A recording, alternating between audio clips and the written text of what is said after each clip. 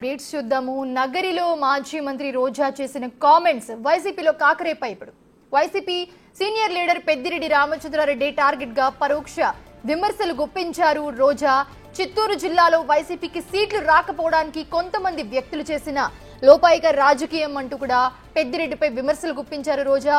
గతంలో ఎన్నడూ లేని విధంగా ఉమ్మడి చిత్తూరు జిల్లాలో పార్టీ స్థాయి దిగజారిపోవడానికి పెద్దిరెడ్డే కారణమంటూ హాట్ కామెంట్స్ చేశారు. దీంతో పార్టీలో అంతర్గత విభేదాలు ఉన్నట్లుగా స్పష్టంగా బయటపడ్డాయి.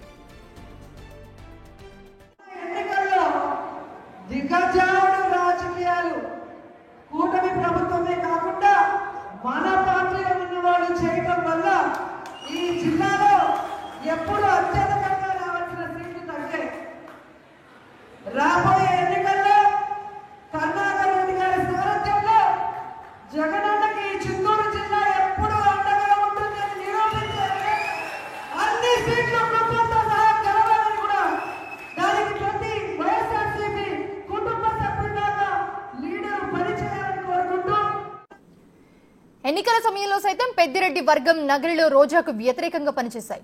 కొంతమంది బహిరంగంగానే రోజాకు వ్యతిరేకంగా పనిచేశారు. దీంతో అప్పటి నుంచి రోజా పెద్దిరెడ్డిపై ఆగ్రహంగానే ఉన్నారు.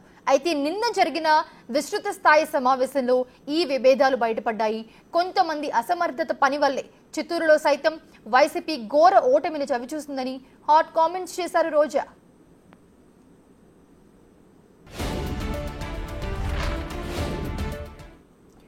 ఇదే అంశానికి సంబంధించి మరిన్ని అప్డేట్స్ అందించడానికి మా ప్రతినిధి దామోదర్ జాయిన్ అవుతున్నారు. దామోదర్, చూస్తూ ఉన్నాము రోజా చేసిన కామెంట్స్ పరోక్షంగా పెద్దిరెడ్డిపై. సో వాళ్ళకి పడట్లేదా? లోపల ఏం జరుగుతుంది అసలు?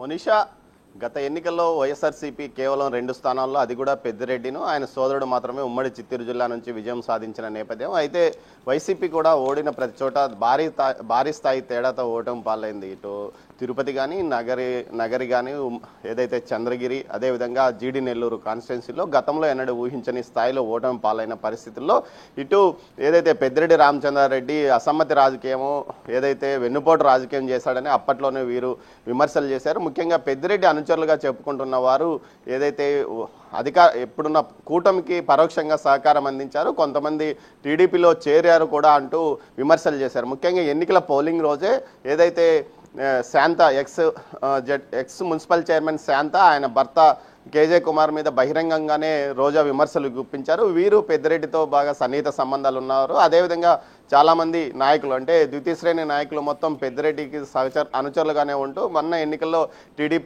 ఎన్నికల ముందు టీడీపీలో చేరి టీడీపీకి అనుకూలంగా పనిచేసి విజయానికి తోడ్పడ్డారు. దీంతో పాటు ఏదైతే చంద్రగిరి నియోజకవర్గానికి సంబంధించిన వైసీపీ నాయకుడు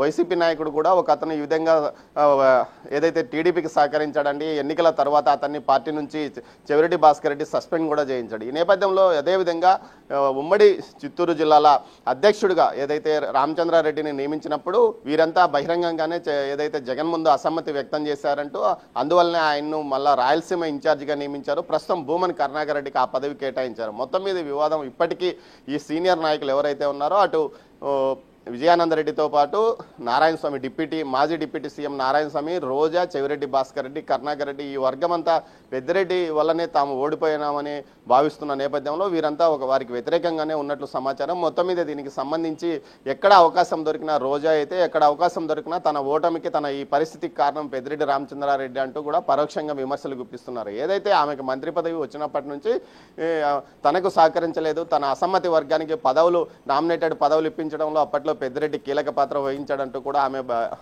బహిరంగంగానే అసంతృప్తి వ్యక్తం చేసింది. ఈ పంచాయతీ చాలాసార్లు అటు జగన్మోహన్ రెడ్డి కూడా తీర్చలేకపోయాడు. ఒకనొక దశలో నిండ్రా మండలానికి సంబంధించి ఎంపీపీ ఎన్నిక సందర్భంగా ఒక వారం రోజుల పాటు అప్పట్లో వివాదం కూడా నెలకొంది. మొత్తం మీద తన ఓటమికి కారణం పెద్దిరెడ్డి చేసిన రాజకీయమే తన ఓటమికి కారణం, ఈ భారీ తేడాకు కూడా అందుకే కారణం అంటూ కూడా ఆమె విమర్శలు తన సన్నిహిత వర్గాల వద్ద చెప్పుకొచ్చేది.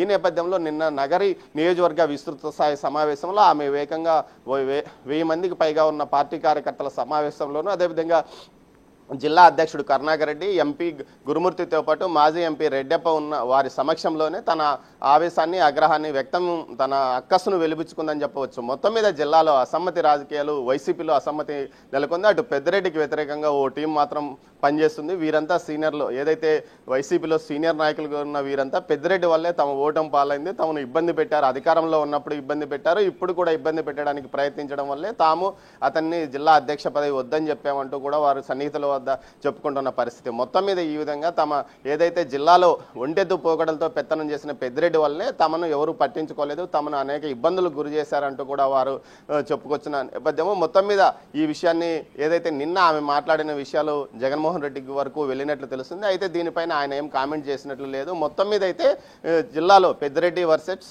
అటు మిగతా నాయకుల మధ్య పోరు, అంతర్గత పోరు నడుస్తుందని చెప్పవచ్చు. Monisha. Right, thanks for the beats Damodar.